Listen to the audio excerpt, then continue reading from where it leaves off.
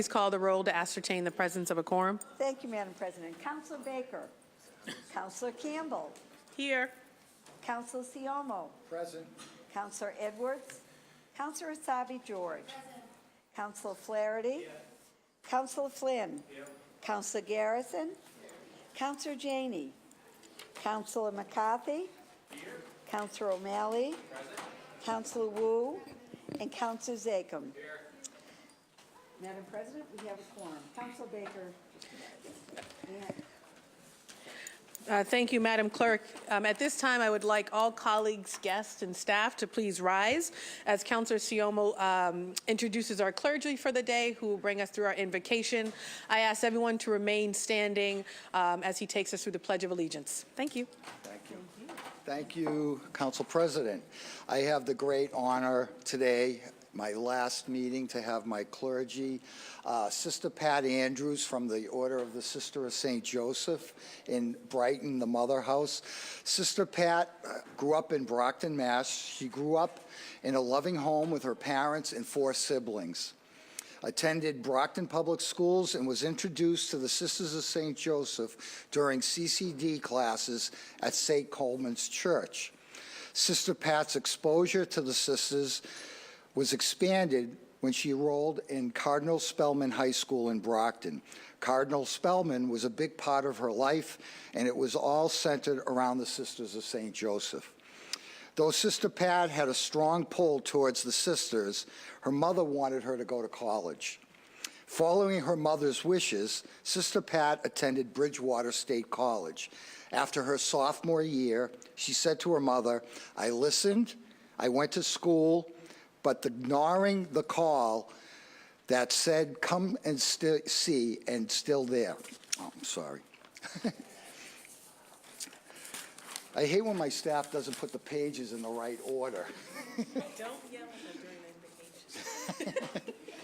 invocation. In 1994, she was elected to the CSJ leadership team. The call to leadership was a big change Sister Pat became immersed in: congregational internal ministry. In 2000, as Sister Pat's term came to an end, she reflected on her next ministry. One ministry that attracted Pat was the Literacy Connection, which had an opening for a new director. The Literacy Connection is a vibrant and unique literacy program sponsored by the Sisters of St. Joseph, committed to teaching low-income adults how to read, write, and communicate in English. She looked at that position, and the teacher in her said, "Working with adults, that's new for me, but I can do it." She applied and was chosen as the director of the Literacy Connection and has served in that for the past 19 years. Many of you know that the Mother House for the Sister of St. Joseph is located more or less in the central part, what I call the heart and soul of our neighborhood. And the Sisters of St. Joseph do represent the heart and soul of our community. So with great pleasure, I introduce Sister Pat for invocation. Thank you, Mark. Thank you. It makes me very nervous that he and my mother somehow had this conversation. But this is an honor to be with you and to pray with you and to support you. And so we pray. God of inclusive love, in this springtime of growth and greening, you call us to kinship and to community. We pray that we may grow in our compassion and our care for all of our sisters and brothers, those around us at our tables, those in all parts of our neighborhoods and communities, those across our nation in power or in pain, and those at our borders seeking safety and solace. We ask that we may be inclusive in our actions and that our circle of care ever widen. May we practice being fully present, listening with respect and attention, especially to those who are on the margins. And may we be moved to serve and to advocate, seeking to create a beloved community where even the faintest voice can be heard.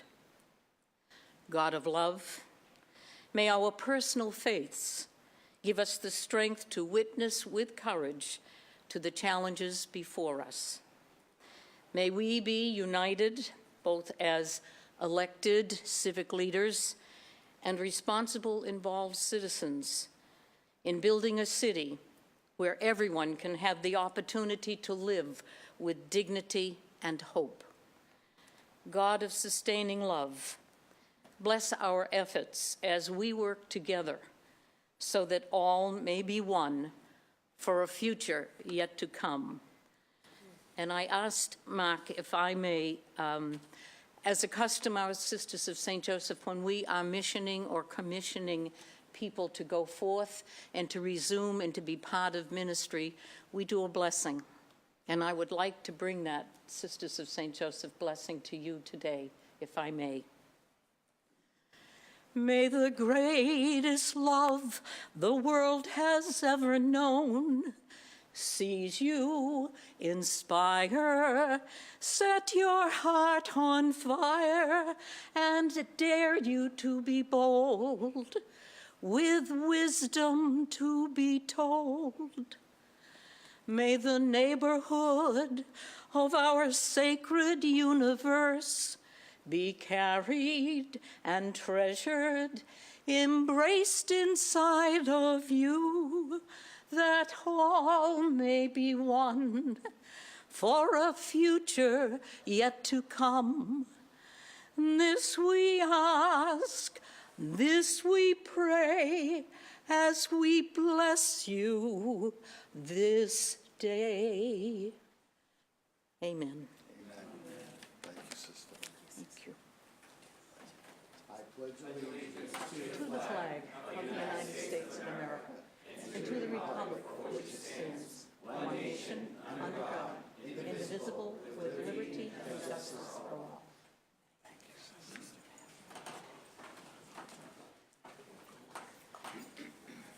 Okay.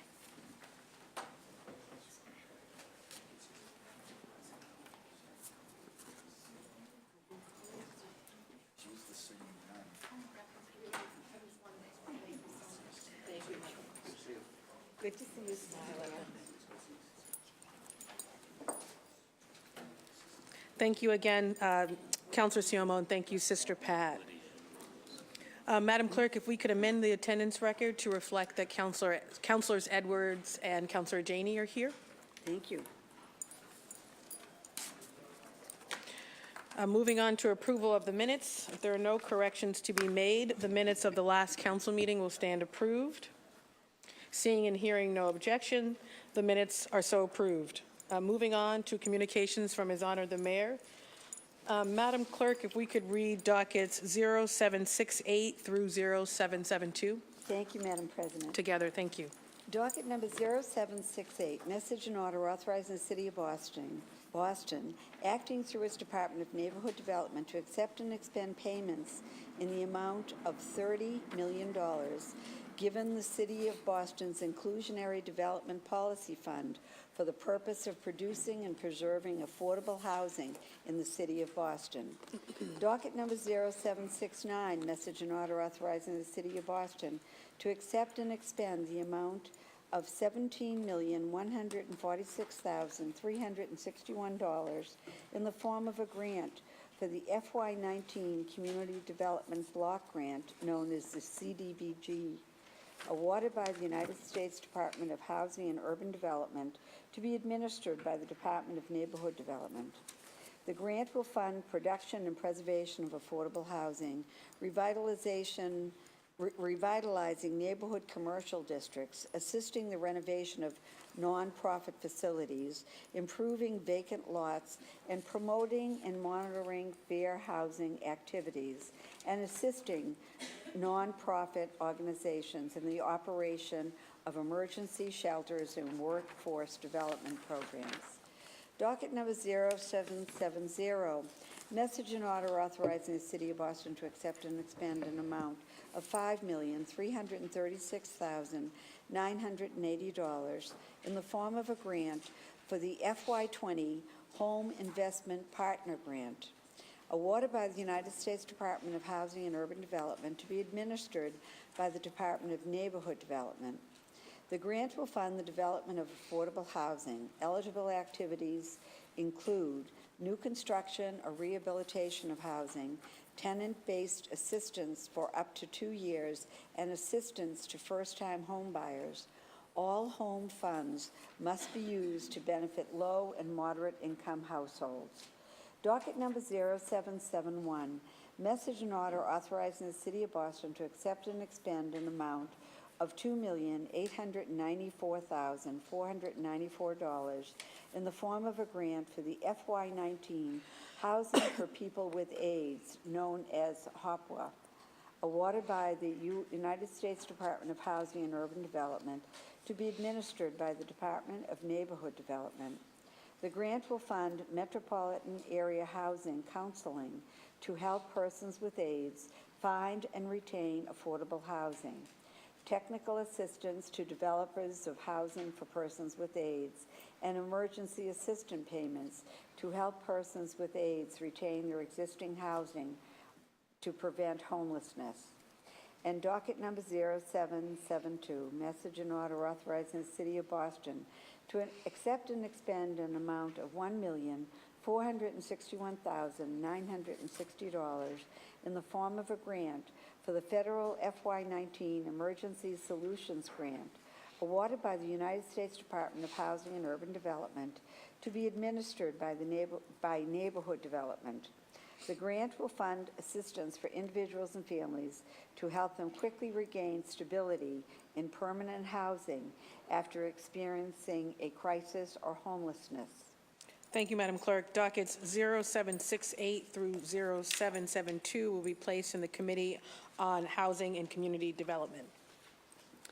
Docket number 0773, message and order authorizing the City of Boston to accept and expend an amount of $8,000 in the form of a grant for the FFY 2019 Pedestrian and Bicyclist Safety Grant Program, awarded by the United States Department of Transportation, passed through the Mass Executive Office of Public Safety and Security, to be administered by the Police Department. The grant will fund the Pedestrian and Bicyclist Safety Grant Program using data to focus sharply on specific dates and locations where crashes occurred. Councilor McCarthy, you have the floor. Thank you very much, Madam President. As the clerk stated, docket number 0773 is an $8,000 grant to fund pedestrian and bicycle safety run by the Boston Police Department. I'd like to rise today to request suspension and passage of this document as the money is needed as soon as possible. Thank you. Thank you. At this time, Councilor McCarthy, who's chair of the Committee on Public Safety and Criminal Justice, seeks suspension of the rules and passage of docket 0773. All those in favor say aye. Aye. Any opposed say nay. The ayes have it. Docket 0773 has been passed. Docket number 0774, message and order authorizing the City of Boston to accept and expend an amount of $100,000 in the form of a grant for the FY19 Massachusetts Budget Earmark, awarded by the Mass Office of Business Development, to be administered by the Boston Center for Youth and Family Services. The grant will fund supplies and equipment for the fitness center and classroom and for building maintenance at the Rosendale Center. Councilor O'Malley, you have the floor. Thank you, Madam President. Typically, $100,000 is my limit in terms of whether or not I'll suspend and pass. If it's over, I typically won't. If it's under, I typically will. Given the fact that this is right on my line of demarcation, I'm going to allow the support of the District 5 Councilor who's been really working to make the Rosedale Community Center such a wonderful, thriving place that it is today. So I will be asking all of you to suspend and accept this order authorizing $100,000. It's going to help with new gym equipment at the Cummins Highway Muni. It's going to really make sure that there's more opportunities for some of the great youth classes there, senior programming. It's really going to go a long way. So again, want to thank District 5 Councilor for his leadership on this and hope that we can make sure that this money's freed up right away. Thank you. Thank you, Council O'Malley. Council McCarthy, you have the floor. Thank you very much, Madam President, and thank you to my friend from District 6. I also just wanted to say a special thanks. This grant is directly coming from the hard work of Jeff Sanchez, Representative Sanchez, former Representative Sanchez. So I wanted to make sure I got a shout out because he not only put this in last year, but then followed up this year to make sure that the earmark remains. So I wanted to thank Jeff. Thanks. Thank you, Council McCarthy. At this time, Council O'Malley, who's chair of the Committee on Healthy Women, Families, and Communities, seeks suspension of the rules and passage of docket 0774. All those in favor of passage say aye. Aye. Any opposed say nay. The ayes have it. Docket 0774 has been passed. Madam Clerk, if we could read dockets 0775 through 0777 together. Thank you, Madam President. Docket number 0775, message in order for the confirmation of the reappointment of Craig Galvin as a member of the Zoning Board of Appeals for a term ending March 1st, 2022. Docket number 0776, message in order for the confirmation of the appointment of Edward DeVoe as an alternate member of the Zoning Board of Appeal for a term ending July 1st, 2021. And docket number 0777, message in order for the confirmation of the appointment of Catherine O'Neill as a member of the Audit Committee for term expiring on November 1st, 2020. Dockets 0775 through 0777 will be assigned to the Committee on Planning, Development, and Transportation. Moving on to reports of public officers and others. Docket number 0778, communication was received from the Department of Neighborhood Development of the student housing trends from 2018 to 2019 academic year. Report on student housing from data submitted to the city clerk by the schools pursuant to subsection 10-10.4 of chapter 10-10 of the City of Boston Code. Docket 0778 will be placed on file. Moving on to matters recently heard for possible action. Docket number 0622 through 0625. Order for the FY20 operating budget, including annual appropriations for departmental operations, annual appropriations to the school department, appropriation for other post-employment benefits known as OPEB, appropriation for certain transportation and public realm improvements, and appropriation for certain park improvements. Dockets 0622 through 0625 will remain in the Committee on Ways and Means. Docket number 0626 through 0628, capital budget appropriations, including loan orders and lease purchase agreements. Dockets 0626 through 0628 will remain in the Committee on Ways and Means. Moving on to motions, orders, and resolutions. Docket number 0779 has been withdrawn. Thank you, Madam Clerk. Docket number 0780, Councilor Edwards offered the following resolution honoring Private First Class John J. Noonan of Charlestown for his service to our nation and supporting the designation of a hero square at the intersection of Cross Street and High Street. Councilor Edwards, you have the floor. Thank you very much.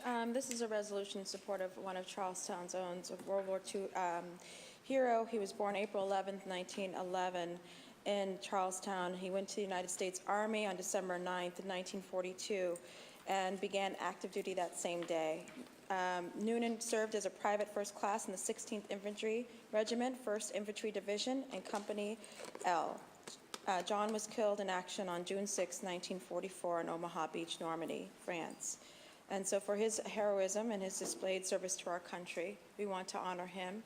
And we wanted to, I would hope to suspend and pass this resolution as part of the process to make sure that we can have that hero square dedicated to him. Thank you. Thank you, Councilor Edwards. Thank you. Councilor Flaherty, you have the floor. Please add my name, Madam President. Thank you. Madam Clerk, if you could add Councilor Baker, Councilor Siomo, Councilor Sabi George, Councilor Flaherty, Councilor Flynn, Councilor Garrison, Councilor Janey, Councilor McCarthy, Councilor O'Malley, Councilor Wu, Councilor Zakhem, as well as the Chair. At this time, Councilor Edwards seeks suspension of the rules and adoption of docket 0780. All those in favor of adoption say aye. Aye. Any opposed say nay. The ayes have it. Docket 0780 has been adopted. Docket 0781, Counselor Campbell offered the following order for hearing to review all grants and city funds available for violence prevention and intervention purposes. Counselor Campbell. Thank you, Councilor Siomo. The hearing order is pretty straightforward. It's actually a hearing order that we have been sort of building on previous conversations that have been happening, frankly, behind closed doors. And so this is an opportunity to do it in a public space to bring all the stakeholders in. And what does the hearing call for? For violence intervention and violence prevention, we receive millions of dollars, whether they're from the Commonwealth, federal government, less so these days from the federal government, or the city of Boston. In my first term, I was really proud with the support of colleagues on this council to push for the establishment of the Youth Development Fund. We wanted millions, we got 250,000, and then it got doubled to 500,000, and we're going to keep pushing for more and more resources to go into that fund. But we know that investments in youth development funds or youth development organizations, investment that supports trauma and those who are exposed to trauma, particularly in neighborhoods where there's a high rate of exposure, is very important. And so this is an opportunity for us to recognize the importance of that investment, but also to say, what are we doing with those funds? Right now, it's really difficult to track anywhere how those resources are being spent, who is receiving the money. There are currently no metrics or accountability standards in place with respect to these organizations that are receiving the funds. In one example, the SSYI grant, which we received from the state and we have received for over 10 years, it is in the millions. And in my first hearing as the chair of the Committee on Public Safety and Criminal Justice, I was shocked to learn that in the last 10 years, the same 10 organizations had been receiving those funds. And for me, I had a question around, well, what are they doing? Who are they serving? And are they having an impact? And have we actually defined for those organizations what we want and expect that impact to be? So this hearing is an opportunity for us to bring together various city departments that dish out funds for violence intervention and prevention, to also invite grantees to participate and external stakeholders as well, to create an inventory of all the resources that go towards violence prevention and intervention, and then to say, who's getting the money, how much, what are you doing for our young people in particular, what is the impact that you're having, how do you measure that, and then hopefully to establish some standard around not only what those metrics should be, what those outcomes should be, but accountability practices as well. Right now, there are various departments that have these resources for violence intervention and prevention. I think they do things differently and probably sometimes work in silos. So how can we work together as a collective? Everyone, I think, on this body, as well as the mayor, agree that this investment in resources in violence prevention and intervention is necessary. It is essential. In my district in particular, that has seen some recent and troubling incidents of violence, as well as, of course, in Dorchester with Councilor Baker and Mattapan with Councilor McCarthy, we really need to make sure that these resources are having the intended outcome and impact they are designed to have. Otherwise, these incidents of violence will not go down, they will not decrease, they may likely go up. And so I'm looking forward to having this conversation and a series of probably conversations to get this right. And to remind folks, these are public dollars. This is our money. This is taxpayer dollars. Not only should we be transparent with what we're doing with the money, we want to make sure that folks are bought into the investments that we're making with their money. So excited for this conversation and to do it in partnership with all of you. Thank you, and thank you, Councilor Siomo. Thank you. Would anybody like to add their name? Please add Councilor Baker, Councilor Lydia Edwards, Councilor Sabi George, Councilor Flaherty, Councilor Flynn, Councilor Garrison, Councilor Janey, Councilor McCarthy, Councilor O'Malley, Councilor Wu, Councilor Zakem, and my name as well. Thank you. And assign it to the Committee on Public Safety and Criminal Justice. Thank you very much, Councilor Siomo. At this time, we're going to move on to personnel orders. Docket number 0782, Counselor Campbell for Counselor Sabi George. Councilor Sabi George seeks suspension of the rules and passage of docket 0782. All those in favor of passage say aye. Aye. Any opposed say nay. The ayes have it. Docket 0782 has been passed. Docket number 0783, Counselor Campbell for Counselor Zachem. Counselor Zachem seeks suspension of the rules and passage of docket 0783. All those in favor of passage say aye. Aye. Any opposed say nay. The ayes have it. Docket 0783 has been passed. Docket number 0784, Counselor Campbell for Counselor Zachem. Counselor Zachem seeks suspension of the rules and passage of docket 0784. All those in favor of passage say aye. Aye. Any opposed say nay. The ayes have it. Docket 0784 has been passed. Moving on, I am informed by the clerk that there are 4 late file matters, which in the absence of objection will be added to today's agenda.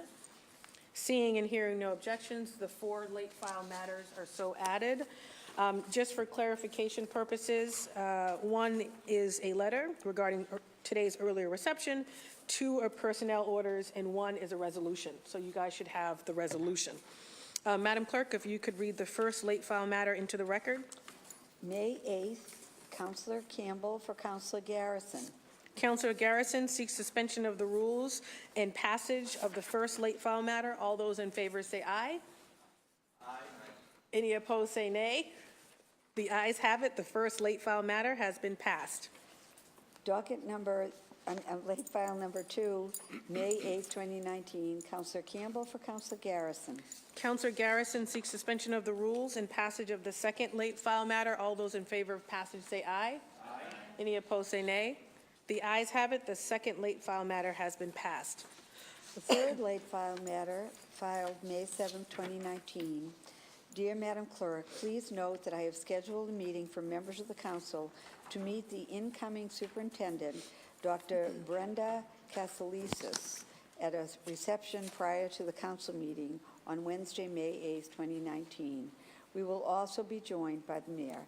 Please let me know if you have any questions. Sincerely, Anissa Asabi George, Boston City Councilor at Large. The third late file matter will be placed on file. And the last, would you like me to do first and last? That would be great. Thank you, Madam Clerk. Offered by City Councilor Anissa Asabi George, resolution recognizing May as Mental Health Awareness Month.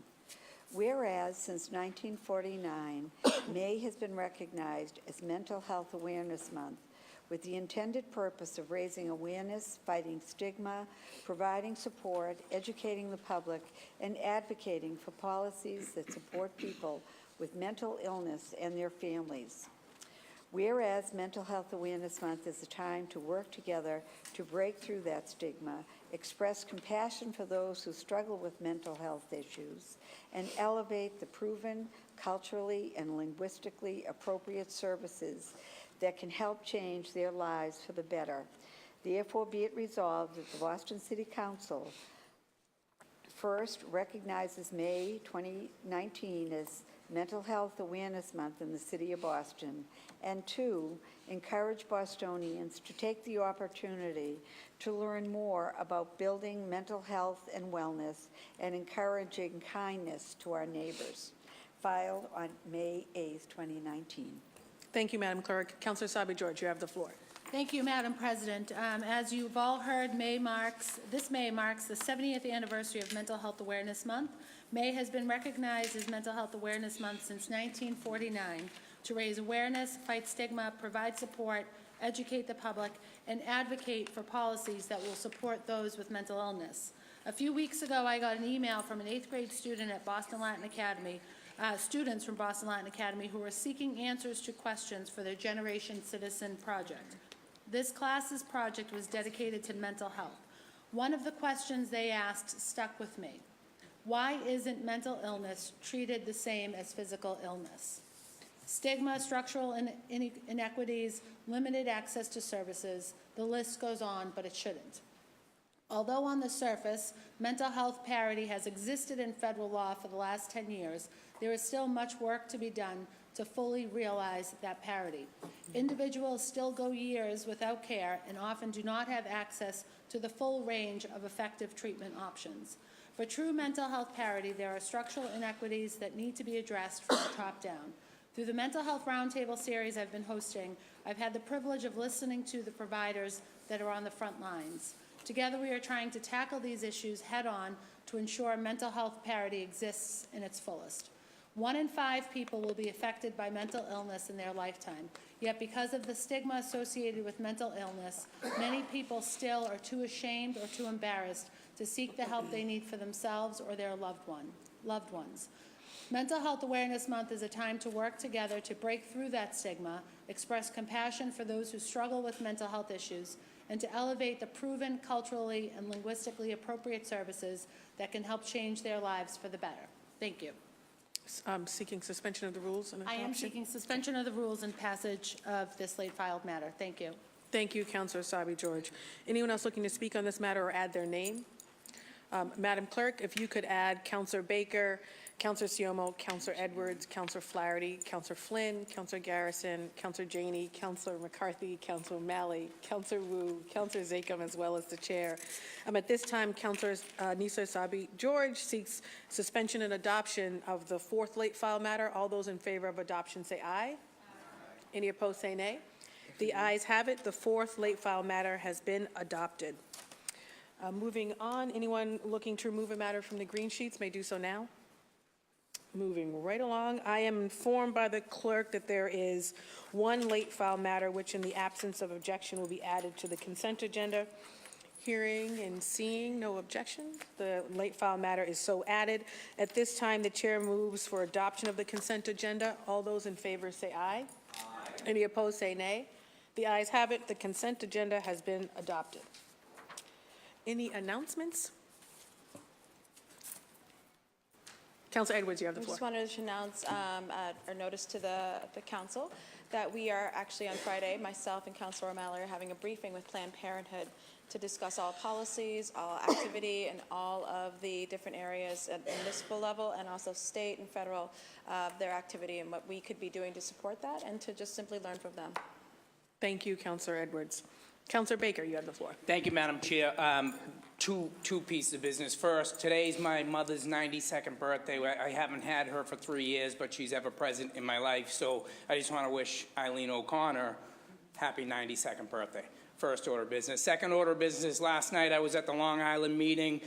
I think as a council we should do some sort of action, maybe a letter or something, even show up at Quincy City Council to see if we could talk to them there about helping us trying to solve a regional problem. The message that was being spoken about by all of their electeds there last night was we're going to continue to litigate, continue to litigate, continue to litigate as we have people dying on the streets at Mass and Cass. We're handling this for the entire region. We're going to need some help, and I think if we reach out as a body and say, hey, listen, get over yourself. Let's try and get this thing done. We're willing to step up and handle, this problem, this regional problem. And over 50% of the people that are on the street down there now are not from the city of Boston. And this isn't saying that Quincy doesn't do their fair share. Quincy does plenty. Quincy does more than probably most of the other towns that surround us. So just wanted to get it on people's radar. Not sure of what our action should be yet, but we should, as a council, go and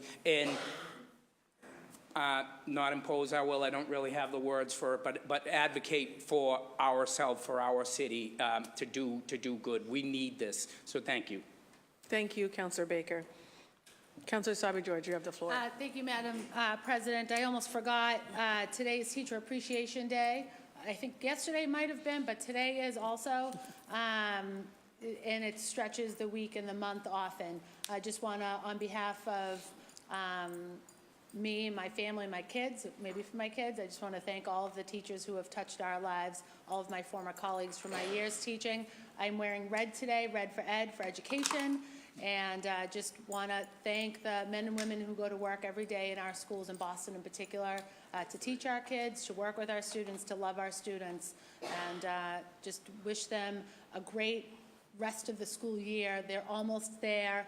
I think that the countdown is happening in many of our schools, but thank you for that. No, thank you, Councilor Sabi George. And any other announcements? At this time, I just wanted to quickly remind folks that the Mother's Day Walk with the Peace Institute is this Sunday on Mother's Day in the morning. I look forward to seeing many of you there. And of course, to my colleagues and mothers on the council, happy Mother's Day, and happy Mother's Day to all of our city employees and those who are watching as well. And look forward to seeing many of you on Sunday at the Peace Walk. When does that start, Madam President? At Town Field in Dorchester, in our neighborhood. Thank you, Councilor Baker. Thank you very much, Councilor Baker. At this time, I would like all colleagues, guests, and staff to please rise. As we adjourn today's meeting in memory of the following individuals. For Councilor Zakem, George Zimmerman. For Councilor Siomo, Catherine Tavaleri, John Blue Walsh. And for Councilor Garrison, Alessandro Salamini. A moment of silence, please.